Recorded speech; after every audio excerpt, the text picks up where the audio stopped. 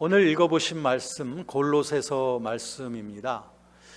골로새서는 여러분이 아시다시피 사도 바울이 로마의 옥중에서 주후 약 61년부터 63년 사이에 쓴 한 4편의 옥중 서신 중에 하나입니다. 그래서 에베소서, 빌립보서, 골로새서, 그리고 빌레몬서, 이것을 옥중 서신이라고 하는데, 저는 이 말씀을 읽으면서 어쩌면 옥중에서 그 가장 극한 상황 속에 있었던 이런 사도 바울이 옥 바깥에 있는 분들을 이렇게 위로하기 위해서 이렇게 글을 썼을까라고 하는 것 때문에 새삼 감동을 받게 되었습니다. 특별히 그가 이 서신을 썼을 때는 교회를 향한 그 이단들의 횡포가 아주 극성을 부리고 있었을 때였고, 또 성도들이 그 신앙을 지키려고 박해와 그리고 살육을 당하던 바로 그때였었으며, 또한 온갖 그 교회를 음해하는 그런 세력들이 교회를 공격하고 있던 바로 그런 때였었던 거죠. 그때 사도 바울은 오히려 옥 바깥에 있는 성도들을 격려하고 위로했던 것입니다. 이 힘이 어디서 나왔을까? 이 놀라운 빛이 어디서 나왔을까? 그것은 분명 상황이나 환경 속에서 나온 것이 아니라 사도 바울이 자신의 가슴 속에 품고 있던 그 복음의 빛이 그렇게 찬란하고 영광스럽고 자랑스러웠기 때문에 오히려 세상에 있는 사람들을 위로하기에 좋겠던 것이라고 생각을 합니다. 이 말씀을 읽으면서 이 말씀이야말로, 이 옥중서신의 말씀이야말로 오늘날 이 코로나 이후의 세대에 이 참 어려움을 당하고 있는 우리 성도들에게, 또 가치관의 혼란을 만나고 있는 오늘날의 이 현대인들에게 정말 힘이 될 수 있는 말씀이겠구나 라고 생각하면서 이 말씀을 여러분들하고 같이 나누게 되었습니다. 저는 오늘날 이 시대를 한마디로 규정한다면 위기와 급변하는 시대에 우리가 살고 있다, 이렇게 생각합니다. 먼저 오늘날의 시대에 대해서 좀 제가 그 스케치를 해드리도록 하겠습니다. 어째서 위기의 시대이고 어째서 급변하는 시기인가를 먼저 말씀드리고 난 다음, 이런 시기 속에서 우리 크리스천들의 정체성은 어떠해야 될 것인가를 말씀드리고 난 후, 그러면 우리들은 어떠한 자세로 무엇으로 무장을 해야 이 험난한 세상을 뚫고 나갈 수 있을까라고 하는 것으로서 오늘 말씀의 결말을 짓도록 할 것입니다. 먼저 저는 이 시대가 위기와 급변하는 시대라고 이렇게 말씀을 드렸는데, 어째서 위기의 시대인가? 그것은 여러분들 너나 할 것 없이 오늘날 위기가 아니라고 말하는 사람이 없습니다. 특히 이 코로나 바이러스로 인한 세계적인 이 팬데믹 현상으로 인해서 온 세계가 다 생존의 위협을 당하고 있는 바로 이때인 것이죠.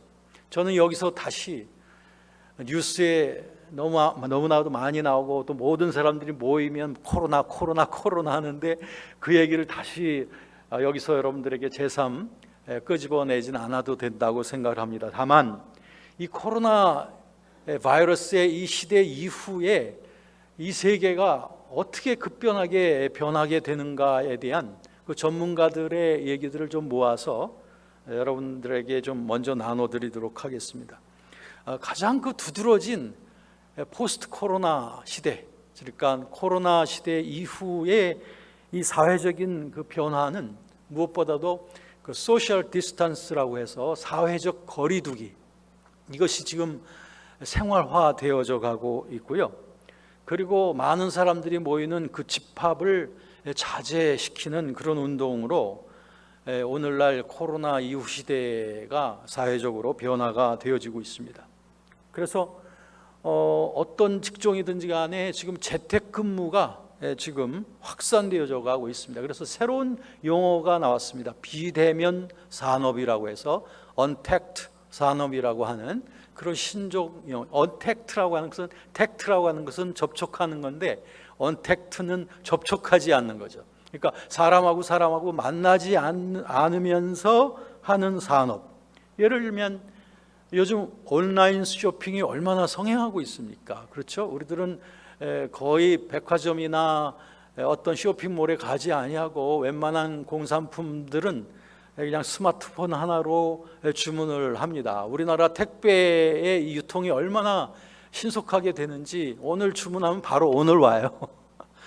그래서 이 온라인 쇼핑이 이게 대세가 이루어지고 있는 것, 이거 분명 이것도 언택트 산업입니다. 그런가 하면 요즘 그 모든 회사나 학교나 모든 직장들의 그 간부들의 회의나 뭐 이런 것들이 전부 다 화상 회의로 되어지고 있습니다. 만나지 않고 회의를 하고 있습니다. 그런가 하면 여러분 중고등학교, 대학교의 모든 교육들이 다들 지금 온라인 시스템으로 돌아가고 있습니다. 이런 것만 봐도 오늘날 이 언택트 사회가 되어져 가고 있다고 하는 것, 이것은 우리가 부인할 수가 없는 것입니다. 아무리 이 코로나 바이러스의 위기가 거쳐 갈는지도 모르지만 이것이 만약에 효과적인 백신이 나오기 전에 이 코로나 바이러스가 잠잠해져 간다 할지라도, 그러나 이제 이 코로나 이후의 세계는 이전의 세계하고는 전혀 이제 다른 세계로 들어오고 말았다는 것입니다. 그래서 전문가 중에 그 코로나 이후의 세계라고 하는 글을 쓴 제이슨 생커라고 하는 사람의 그 책을 조금 몇 가지 요약을 하면 그는 이렇게 말하고 있습니다. 코로나 시대 이후에는 급속하게 달라지게 되어지는 그 첫 번째가 뭐냐면 비대면 직업이다.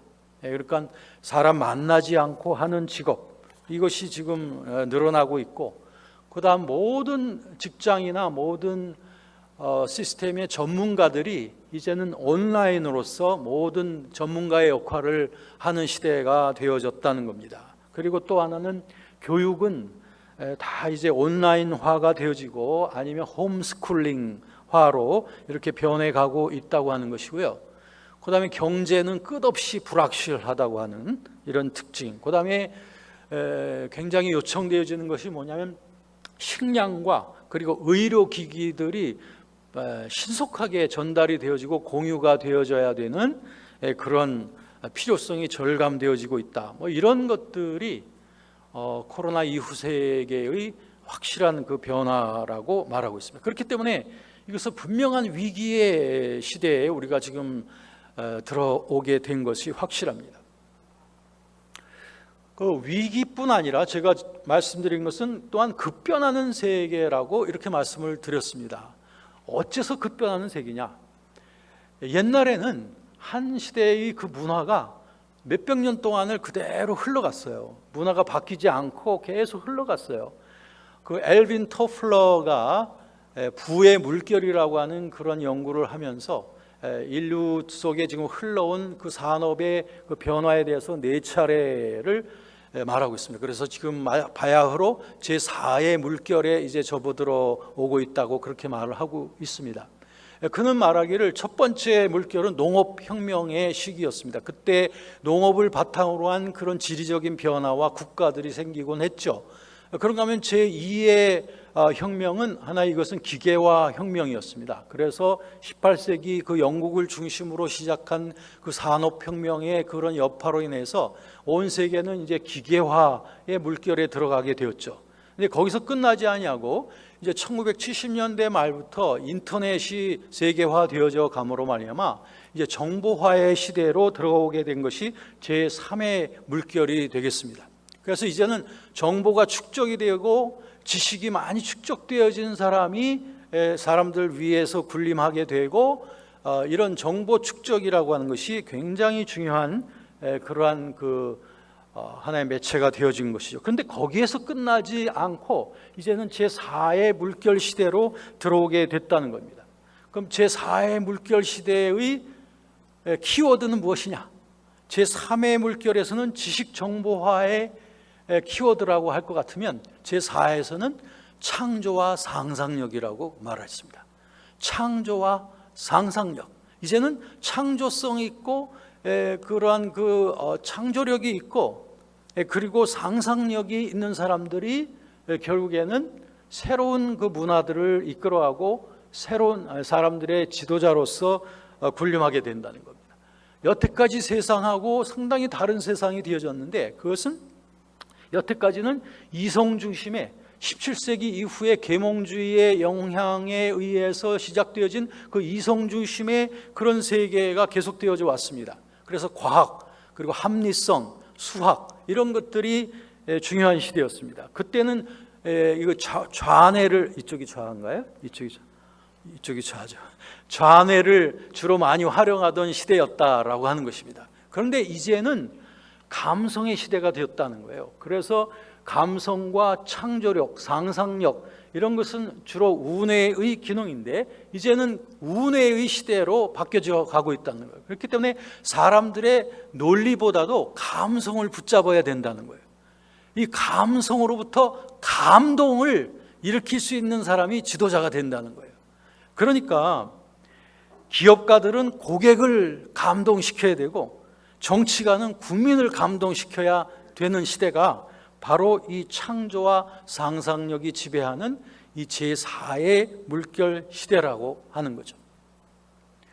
그런데 창조와 상상력만 있다고 해서 그 모든 것들이 산업이 돌아가느냐 하면 그런 것이 아니라, 그것이 창조와 상상력이 이제 개념으로 잘 정리가 되어지고 설계가 되어지고, 그리고 거기서 뭔가 전략이 나오고 거기에서 어떤 정책이 나오고 할 수 있는 그러한 하나의 조직도가 좀 연결이 되어져 가야 이제 제4의 물결의 지도적인 그러한 능력을 발휘할 수 있게 된다라고 하는 것입니다. 근데 이 4의 물결에 있어서의 이 핵심이 되는 것이 무엇이냐면은 초연결입니다.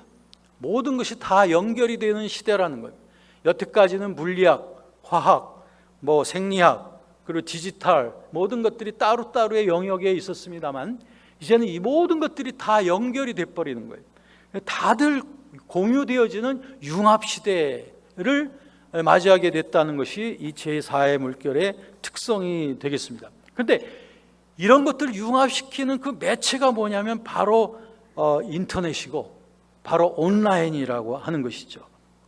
그렇기 때문에 이런 그 숨가쁘게 변화되어져 가는 이러한 그 급변하는 시대의 물결 속에 우리가 살아가다 보면 숨이 막힙니다. 그리고 이게 말하자면 그 소프트웨어가 또 하드웨어가 여기에 맞지 않는 것을 많이 느껴요. 저도 학교 현장에서 있다 보면 지금 모든 것이 다 전산화되고 정보화되어지고 하다 보니까 제가 처음에 교수 생활할 때하고는 완전히 달라졌습니다. 그렇기 때문에 이제 좀 그만해야 되겠어요. 왜냐하면 너무 이게 바뀌어지는 이런 시스템에 우리가 적응하기가 너무 쉽지가 않은 것입니다. 그래서 특히 올해는 더욱더 그렇죠. 그런 상황이라 지금 이와 같은 그 어려움 속에 있는 우리 크리스천들은 어떤 어려움 속에 지금 직면하게 되느냐면, 이렇게 세상이 너무 급변하게 되고 하다 보니까 첫째는 가치관의 혼란을 겪게 됩니다. 이건 꼭 크리스천만이 아닙니다. 뭐냐면 이건 모든 세대와 세대 속에 너무 이 세대 간의 간격이 많이 크다고 생각이 됩니다. 그만큼 가치관이 굉장히 많이 달라져 있다고 하는 것입니다. 여러분 한 70, 80 이상 되신 분들이 우리 증손주들하고 10대, 20대 되는 증손주들하고 한번 얘기를 하려고 해보십시오. 그러면 얘기 자체가 언어가 틀려요. 사용하는 언어가 틀리다 이 말이죠. 그러니까 그게 무슨 말이냐, 그게 무슨 말이냐 하면서 하다 보면 얘기가 잘 안 되죠. 그게 그렇게 긴 터울이 긴 그런 세대뿐 아니라 저도 마찬가지입니다. 저도 지금 60대 중반으로 들어와 가지고 학생들은 계속 20대 청년들이 들어온단 말이에요. 그러면 지난날엔 제가 학생들하고 차이가 뭐 10살, 20살 때부터 제가 교수 생활을 했는데 지금은 자그마치 40년이 벌어지는 학생들을 눈높이 맞춰 가지고서 지금 교육을 해야 되는 그런 그 어려움을 해마다 겪고 있는 것입니다. 그러니 사용하는 언어도 틀리죠, 개념도 틀리죠, 모든 것들이 많이 틀리기 때문에 우리 크리스천들로 여기에 대해서 가치관의 혼란을 갖게 되는 것입니다. 자, 가치관의 혼란은 오늘 특별히 오늘 아침 시간에도 담임 목사님을 통해서 세속적인 그런 인생관으로부터 성경적인 인생관으로 바뀌어져야 된다라고 하는 그 말씀을 해주셨는데, 이 인생관 자체가 이 크리스천들이 갖고 있는 인생관과 그리고 세상 사람들이 갖고 있는 인생관 너무 판이하게 또 다르기 때문에 이런 데서 오는 그 혼란함, 또 새로운 변화되어지는 세계가 주는 그 가치관의 혼란 속에서 크리스천들은 어떤 것이 올바른 길인가, 어떻게 믿어야 올바로 믿는 것인가 라고 하는 데에 커다란 혼란에 빠지게 된다는 것이죠. 자, 이렇게 가치관이 혼란하게 되면 그 혼란한 가치관으로부터 어떤 것이 생기냐면 마음에 불안이 생기게 됩니다. 즉, 안정감이 없으면 불안해지는 것이죠. 그러니까 내가 과연 이거 잘하고 있는 건가? 내가 지금 살아가고 있는 이 삶이 지금 제대로 살고 있는 것인가? 이런 거에 대한 그 혼란함이 결국엔 불안감으로 우리에게 젖어들어오게 됩니다. 점점 불안하게 되면 어떻게 되죠? 나중엔 두려움으로 쌓이게 되는 것입니다. 그러니까 크리스천임에도 불구하고 우리 속에 인생 속에서, 세상 속에서 부닥치는 많은 일들 때문에 불안해지고 결국에 두려워진다는 거예요.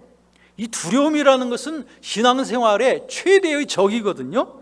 이 두려움 때문에 결국엔 믿음도 잃어버리게 되는 거예요. 자, 여러분, 아마 제가 이런 말씀을 드리면서 아마 이것은 한두 사람의 얘기가 아니라 여러분 모두의 지금 겪고 있는 그런 일이 아닐까 생각합니다. 그 세상에는 세 종류의 사람이 있다고 합니다. 그거 뭐냐면 세상이 변하고 있는데 세상이 변하는지도 모르는 사람이 있다요.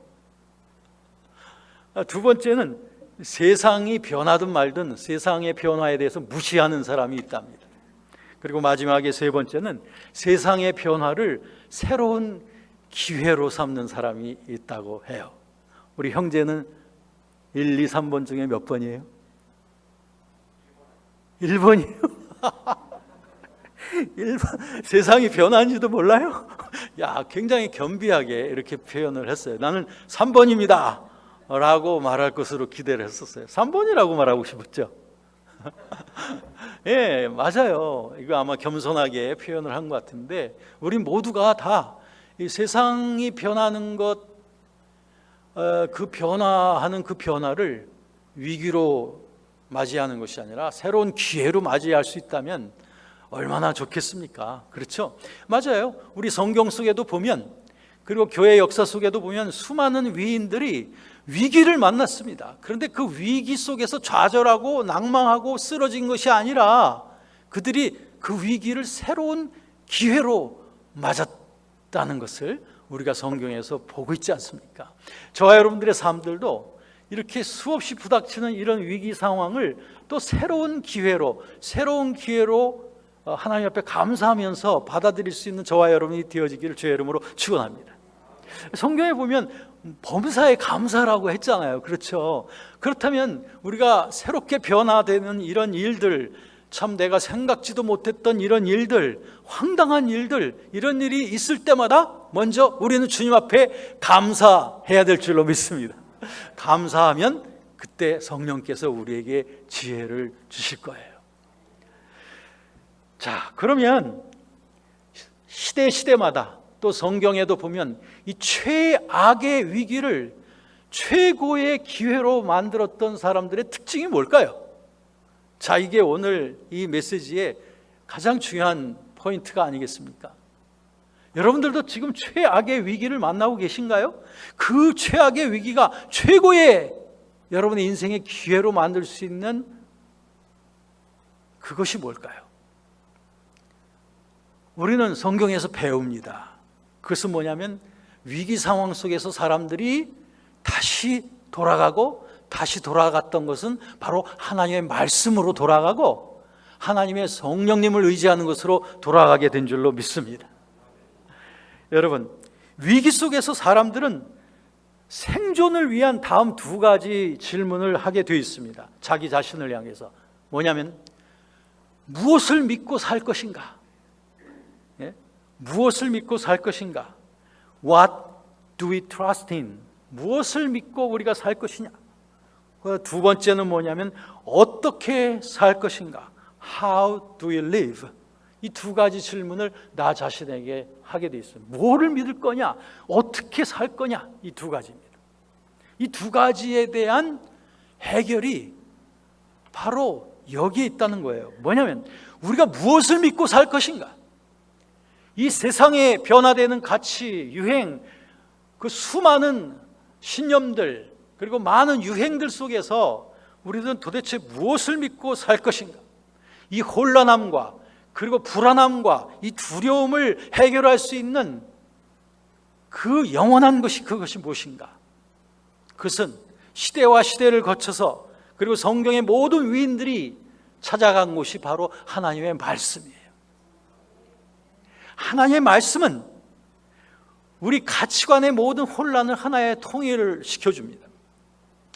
뚜렷한 하나님 나라의 세계관으로 우리를 정립시켜주는 것이 하나님의 말씀이에요. 여러분이 7, 80을 연세를 드셨던 아니면 여러분들이 10대, 20대의 청년이든 간에 우리가 하나님의 말씀으로 무장을 하게 되면 똑같은 가치관을 가지고 똑같은 세계관을 가지고 똑같은 생각을 품고 나아갈 수 있는 사람들이 되는 겁니다. 하나님의 말씀, 이것은 우리에게 염려와 근심, 걱정을 다 가져가십니다. 하나님의 말씀은 우리에게 결코 두려워하지 말라고 말씀하십니다. 하나님이 함께 하시기 때문에 우리는 어떤 상황에도 불안하거나 두려워하거나 염려할 필요가 없다고 말씀하십니다. 하나님의 말씀은 우리에게 올바른 세계관을 전해주지 않습니까? 그렇습니다. 이 하나님의 말씀을 통해서 우리들은 무엇을 믿고 살 것인가에 대한 해답을 반드시 찾을 수 있습니다. 하나님의 말씀을 믿고 살면 우리는 흔들리지 않는다는 거예요. 그 다음에 어떻게 살 것인가? 어떻게 살 것인가? 이 어떻게 살 것인가에 대한 해답은 바로 성령 하나님을 의지함에 있어요. 성령 하나님을 의지할 때, 성령의 인도하심을 따를 때 우리들은 변화무측한 그러한 상황 속에서도 또 내가 어떻게 해야 될지 모르는 상황 속에서도 성령께서는 모든 것을 아시고 또한 가장 좋은 길로 우리를 인도하시는 분이기 때문에 그런 초월적인 영이시기 때문에 우리가 성령의 인도하심에 민감한 삶을 살아가게 되면 그러면 우리들은 모든 상황 속에서 하나님께서 우리를 지혜롭게 이끌어 가시는 것을 우리가 늘 경험할 수가 있다는 거죠. 성령의 인도하심입니다. 그분의 인도하심은 살아있고 정말 액티브하고 그분의 인도하심은 정말로 활동적인 것입니다. 그분을 가까이 그리고 그분을 친숙히 섬기시고 그리고 성령의 인도하심에 민감한 자가 되셔야 됩니다. 그리고 하나님의 말씀으로 무장해야 됩니다. 그러면 이 혼란한 세계를 반드시 우리는 승리해 나갈 수 있을 줄로 확신하시기 바랍니다.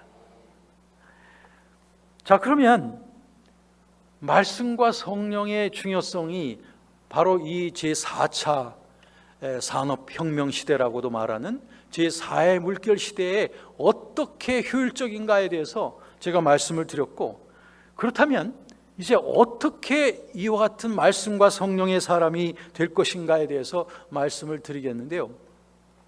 먼저 우리들은 이와 같은 우리들의 영성 생활에 있어서 이런 성령 운동의 산업화의 제4의 물결이라고도 일컫는 이 시대에 우리가 지금 들어왔습니다만, 우리 성령 운동에 있어서도 하나의 제4의 물결이 지금 시작되어지고 있다라고 생각을 합니다. 제가 이것을 두 가지로 말씀을 드리겠습니다. 첫 번째는 세계 교회의 역사의 흐름 속에서 그 성령 운동의 제3의 물결까지가 있었습니다. 그 첫 번째 물결은 1900년도 초에 미국에서 일어난 그 오순절 운동을 제1의 물결이라고 그렇게 말합니다. 그리고 제2의 물결은 1960년대부터 일어난 그 은사갱신 운동이라고 하는 그 성령의 여러 은사들을 강조하는 그런 운동을 제2의 물결이라고 말해왔습니다. 그리고 제3의 물결의 성령 운동은 1980년대에 일어났던 그 빈야드 운동을 중심으로 한, 거기에 성령의 능력과 그리고 선교 현장에서 나타나는 그런 여러 가지 성령의 능력과 은사들을 이 현세 교회 내에 적용시키려고 하는 그러한 운동으로서 제3의 물결 운동이 일어났었습니다. 그런데 이제는 또 시대가 바뀌어져서 이제는 산업도 바뀌고 세계도 바뀌고, 그리고 이제 코로나 이후에 이런 세계를 맞이하면서 우리들은 이와 같은 인터넷과 그리고 비대면의 이런 어떤 상황 속에서 우리는 성령운동의 이 새로운 탈출구를 찾지 않으면 안 되는 시대에 접근하게 되어졌는데, 이때 우리를 힘있게 세워줄 수 있는 것이 바로 이 하나님의 말씀이고, 그리고 성령의 인도하심을 따르는 삶이라는 것입니다. 성령의 역사하심이 하나님의 말씀을 기반으로 하지 아니하면 그것은 다 공허한 것입니다. 그리고 하나님의 말씀하지만 그 말씀에 성령의 생동적인 인도하심과 능력이 없으면 그 말씀은 죽은 문자가 되기 쉬워요. 그렇기 때문에 이 하나님의 말씀에 근거한 성령운동, 그리고 성령의 인도하심에 민감한 하나님의 말씀, 이것이 결국에는 오늘날 우리 이 변화된 세계에 우리의 영성을 이끌어줄 수 있는 새로운 기회가 되어진다고 저는 그렇게 믿고 있습니다. 여러분, 이렇게 아무리 세상이 변한다 할지라도 하나님의 말씀은 풀은 마르고 꽃은 시든다 할지라도 하나님의 말씀은 영원토록 서는 줄로 믿습니다. 하늘과 땅은 풀어 없어질지 몰라도 하나님의 말씀은 영원토록 설 줄로 믿습니다. 그러므로 저와 여러분들의 속에 이 하나님의 말씀과 이 성령의 역사가 충만하게 될 때 우리들은 이 변화된 세계를 충분히 승리할 수 있으며 어떠한 문제도 해결해 나갈 수 있는 그러한 초월적인 인간으로서, 그러한 하나님의 자녀로서 힘있게 서게 될 줄로 믿습니다. 우리 한국교회 역사에 있어서도 성령운동의 그동안의 물결이 있었습니다. 그 첫 번째는 1900년도 초에, 일제시대 초에 일어났던 소위 평양 대부 운동을 중심으로 한 그러한 운동이었습니다. 그때를 첫 번째 물결이라고 말해요. 두 번째는 이제 해방 이후 6.25 전쟁을 거치고 난 다음 1960년대, 70년대 산업화, 근대화의 물결과 함께 시작되어진 그러한 성령운동을 제2의 성령운동이라고 말합니다. 그리고 한국교회의 제3의 성령운동이 있는데, 그것은 바로 세계교회의 그 제3의 물결이 일어나고 있었던 바로 1980년대 후반부터 우리나라에도 같이 동시적으로 영향을 미치게 되어서 오늘날까지 흘러오게 되었어요. 각 시대마다 특징이 있습니다만 거기에 대해서 제가 말씀을 드릴 수는 없고요. 그렇기 때문에 오늘날은 이제는 또 새로운 시대로 지금 우리가 접근해 오면서 이 시대 때 우리 성령운동의 키워드가 무엇이냐? 각 시대마다 그 시대를 특징 지어주는 그런 키워드들이 있었단 말이죠. 그리고 성령의 역사하심은 점점 더 구체적으로 일해 오셨단 말이죠. 그런데 오늘날 이제 새롭게 접근하고 있는 이 시대에 부응할 수 있는 그 성령운동의 키워드는 바로 하나님의 말씀으로 성령의 인도하심을 따라 살기입니다. Living by the word of God through the guidance of the Holy Spirit. 하나님의 말씀에 의하여 그리고 성령의 인도하심을 통하여 살아가는 삶입니다.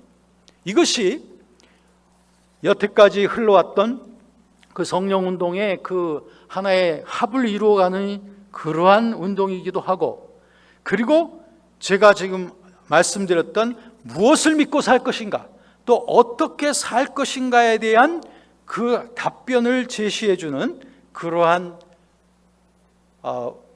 흐름이기도 한 것입니다. 자, 오늘 본문 말씀 골로새서 3장 15절, 16절, 17절을 보았는데요, 여기에서 한 절씩 제가 보시면서 여기에 대해서 설명을 드리겠습니다. 15절을 먼저 보시겠습니다. 우리 한번 같이 읽겠습니다. 시작. 그리스도의 평강이 너의 마음을 주장하게 하라. 너희는 평강을 위하여 한 몸으로 부르심을 받았나니 너희는 또한 감사하는 자가 되라. 자, 보십시오. 사도 바울이 옥중에서 우리에게 권면한 그 말씀이 오늘날 코로나 이후 시대를 살고 있는 우리를 향한 권면으로 다가옵니다. 어떻게 하라고요? 그리스도의 평강이 너희 마음을 주장하게 하라. 너희는 평강을 위하여, 평강을 향하여 너희가 부르심을 받았다. 이게 무슨 말일까요? 이 마음을 완전히 주장하는 이 평강, 이것은 바로 성령의 주장을 통해서 되는 겁니다. 성령의 인도하심에 우리가 순응하는 삶을 살아갈 때 그리스도의 평강이 우리 마음을 채우는 거예요. 이 말씀은 너희 마음을 주장하게 하라 했을 때 이 주장이라고 하는 것은 완전히 다스리는 걸 말합니다. 우리 마음을 그리스도의 평강이 완전히 다스리게 하라는 거예요. 그 평강이 계속 되어지도록 하라는 겁니다. 이게 무엇이냐면 바로 성령님께 우리가 복종함을 통하여 성령의 인도하심 속에 살아가고 있는 사람의 영적 상태를 평강이라고 표현한 것입니다. 이 평강 속에서 기쁨도 나오고 즐거움도 나오고 의도 나오는 것입니다. 이 그리스도의 평강이 저와 여러분들의 마음을 주장하게 해야 됩니다. 이것은 성령께서 다스리심을 통하여 그 평강이 여러분들을 다스리게 되는 거예요. 이 평강이 여러분 마음속에 늘 주장함을 통하여 여러분 세속적인 것, 또 여러 가지 악한 것, 또 근심과 걱정이며 모든 것들이 다가올 때 이 평강의 잣대를 가지고 이 모든 것들을 분별해내는 것입니다. 성령으로 분별해내는 거예요. 그리스도의 평강이 해치게 되지 않도록 하는 겁니다. 그리스도의 평강, 성령에 주시는 그 평강 속에 거하기를 힘써야 되는 거예요. 성령 안에 거하기를 힘써야 되는 것입니다. 평강이 나를 주장하게 하라는 것입니다. 이것이 바로 성령의 인도하심을 따르는 삶인 것입니다. 16절 보시겠습니다. 시작. 그리스도의 말씀이 너희 속에 풍성히 거하여 모든 지혜로 피차 가르치며 권면하고 시와 찬송과 신령한 노래를 부르며 감사한 마음으로 하나님을 찬양하고. 자, 이 16절을 보면 그리스도의 말씀이 너희 속에 풍성히 거하게 하라고 했습니다. 아까 15절 말씀은 성령의 충만함을 유지하라는 말씀이고, 16절 말씀은 그리스도의 말씀이 너희 속에 충만히 아주 풍성히 거하라. 이 풍성히 거하라는 말씀은 우리 속에 그리스도의 말씀이 넘치도록 되라는 것입니다. 그렇게 되면 어떻게 되냐 하면 모든 지혜로 서로 가르치고 권면할 때도 하나님의 말씀으로 가르치고 권면합니다. 또 마음속에서 시와 찬송과 신령한 노래를 부를 때도 하나님의 말씀으로 부릅니다. 그리고 감사함으로 하나님을 찬양할 때도 하나님의 말씀으로 찬양하는 겁니다. 왜? 내 속에 그리스도의 말씀이 풍성하기 때문에. 이러한 시대가 오늘날 오고 있는 것입니다. 여러분, 그리스도의 말씀으로 풍성한 세대, 그 그리스도의 풍성한 말씀으로 어떠한 유혹도 이기며 어떠한 죄악도 이기며 급변하는 세상도 이겨가며 혼란한 가치관도 분별해낼 수 있는 세대, 이것은 바로 그리스도의 말씀이 풍성한 세대인 줄로 믿습니다. 그 다음 17절 시작. 또 무엇을 하든지 말에나 일에나 다 주 예수의 이름으로 하고 그를 힘입어 하나님 아버지께 감사하라. 네, 이것은 무엇이냐? 17절 말씀은 또 무엇을 하든지 말에나 일에나. 네, 이건 무슨 말이냐면 우리가 하고 있는 모든 일들을 다 말하는 거예요. 말, 일, 먹는 거, 마시는 거, 모든 걸 다 포함하는 것입니다. 이런 모든 것을 할 때에 다 주 예수의 이름으로 하고 그를 이루어 하나님께 감사하라고 하는 것은 우리의 삶이 순간순간의 삶이 내 모든 호흡 속에, 내 모든 걸음 속에서 바로 15절 성령의 인도하심으로 살아가고 16절 그리스도의 풍성한 말씀으로 17절 그렇게 살아가야 된다는 거예요. 무엇을 하든지. 그렇다면 15절, 16절, 17절의 그 결론이 뭐예요? 그게 바로 하나님의 말씀에 의하여 성령의 인도하심으로 살아가는 겁니다.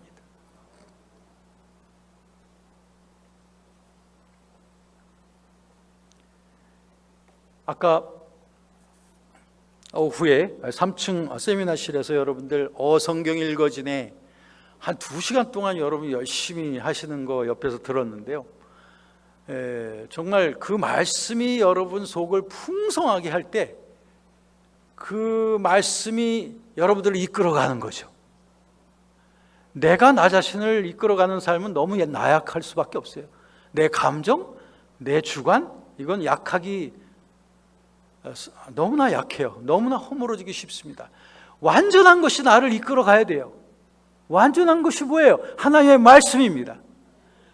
하나님의 말씀이 나의 의지를 이끌어가고 하나님의 말씀이 나의 감정을 이끌고 하나님의 말씀이 내 생각과 신념을 이끌어가는 삶, 그런 삶이 되려면 세속적인 인생관이 아니라 성경적인 인생관의 사람이 되려면 그리스도의 말씀이 너희 속에 풍성히 거해야 될 줄로 믿습니다.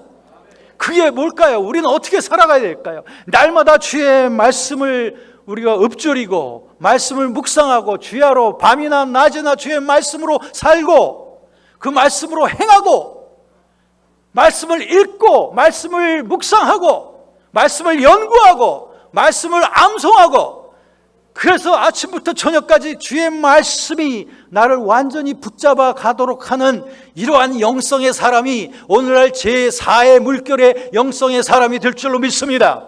저는 확신합니다. 이런 위기를 당한 우리들이지만 우리들의 영성은 더욱더 깊어질 것이고 우리의 기독교의 신앙은 더욱더 진지해질 것입니다. 참으로 말씀의 사람들이 일어날 거예요. 참으로 성령의 인도하심으로 살아가는 사람들이 여기저기서 일어날 것입니다. 하나님은 결코 손해보지 아니하십니다. 오히려 이러한 위기적인 그런 사태를 통하여 하나님께서는 당신이 하시는 일들을 온 세계상에 드러내게 해주실 줄로 믿습니다. 오늘날 세계 도처에서 서로 만나지 못하지만 지도자들이 같이 줌 환경을 통해서 같이 하고 유튜브를 통해서도 같이 공부를 하고 하면서 성경을 나누고 같이 강의를 듣고 하면서 또 그 말씀을 전하고 하는 그런 운동들이 계속해서 일어나고 있습니다. 어찌 보면 지난날 우리가 가지 못하던 모든 곳에 이제는 유튜브를 통해서도 갈 수 있으며 온라인을 통해서도 갈 수 있습니다. 저도 지금 파키스탄의 그 탈레반 지역에서 사역하고 있는 그 목회자에게 지금 매주마다 유튜브 강의를 지금 올려주고 있습니다. 오늘도 저에게 이메일이 왔는데 그 저의 유튜브를 통해서 거기에 지도자들이 같이 줌을 통해서 같이 유튜브를 공부하고 그리고 그걸 통해서 같이 나누고 하는 것을 제가 저한테 보내왔습니다. 오히려 더 기회가 시작이 된 것입니다. 여러분, 못한다고 하지 마십시오. 이제는 끝났다고 하지 마십시오. 하나님은 선하신 분이십니다. 하나님은 결코 우리에게 감당치 못할 시험당함을 주지 아니하시고 시험당할 즈음에 또한 피할 길을 내서 우리로 능히 감당하게 하시는 분이 우리의 하나님이신 줄로 믿습니다. 좋으신 하나님께서 언제나 좋은 길을 우리에게 주실 줄로 믿습니다. 여러분, 세상 사람들은 비관적이고 그리고 낙심에 충만한 그런 말을 우리 옆에서 하는지 몰라도 우리들은 최고의 긍정의 말을 하시고 말씀의 말을 하시고 소망의 말을 하시고 저들을 격려하시고 그리고 참으로 잘 될 것이라고 하는 그런 말을 할 수 있는 저와 여러분이 되었으면 좋겠습니다. 이제 이러한 삶을 우리가 이제 준비해 나가야 되는 것이죠. 아까 제가 말씀드렸습니다. 이제 마지막으로 드릴 말씀은 제4차 이런 그 제4의 물결의 그 특성으로서 아까 창조와 상상력이라고 했는데 그 창조와 상상력이 결국에는 우리에게 새로운 가치관을 만들어주는 것이고 우리를 세상 사람들로 차별된 사람으로 만들어주는 것이죠. 그것이 바로 하나님의 말씀입니다. 그런데 바로 이 제4의 물결의 특성이 바로 그것입니다. 창조와 상상력 속에서 새로운 아이디어가 나오고 남들하고 다른 차별성이 주어지고 그리고 새로운 가치관을 가지고 살아가는 사람들이 일어나게 되는 거예요. 그게 바로 하나님의 말씀이며 또한 이와 같은 창조와 상상력이 결국에는 우리에게 정책으로 반영이 되고 전략적으로 또한 이것이 구상화되어질 수 있는 그런 힘이 바로 성령의 인도하심을 통해서 주어집니다. 성령께서는 우리에게 꿈과 환상과 예언을 주심으로 말미암아 우리에게 새로운 꿈을 꾸게 하십니다. 새로운 것들을 기대할 수 있도록 하십니다. 그리고 그 길을 보여주시고 새로운 방법론을 보여주시는 분입니다. 사람들은 안 된다고 할 바로 그때에 성령께서는 되는 길을 보여주시고 그리고 공간적으로 막히고 시간적이 막힌 곳에도 성령께서는 그걸 초월해서 역사하시는 살아계신 능력의 하나님, 바로 성령 하나님이신 줄로 믿습니다. 저와 여러분들이 이 성령의 인도하심에 민감하여 그분께 순종하여 살아간다고 할 것 같으면 저와 여러분들이 겪고 있는 이런 위기가 여러분들의 삶의 새로운 기회로서 다시 도약할 수 있는 바로 그때가 될 줄로 믿습니다. 여러분의 가정이 그렇게 될 줄로 믿으며 여러분의 자녀들이 그렇게 될 줄로 믿으며 특별히 여러분의 직장이 그렇게 될 줄로 믿습니다. 성령님과 함께 의논하십시오. 하나님의 말씀의 가치관을 가지십시오. 그러면 남들이 다 안 된다고 하는 바로 그 직장에 성령님의 역사하심이 있을 것입니다. 바로 그 주인공들이 저와 여러분이 되어지시길 주의 이름으로 축원합니다.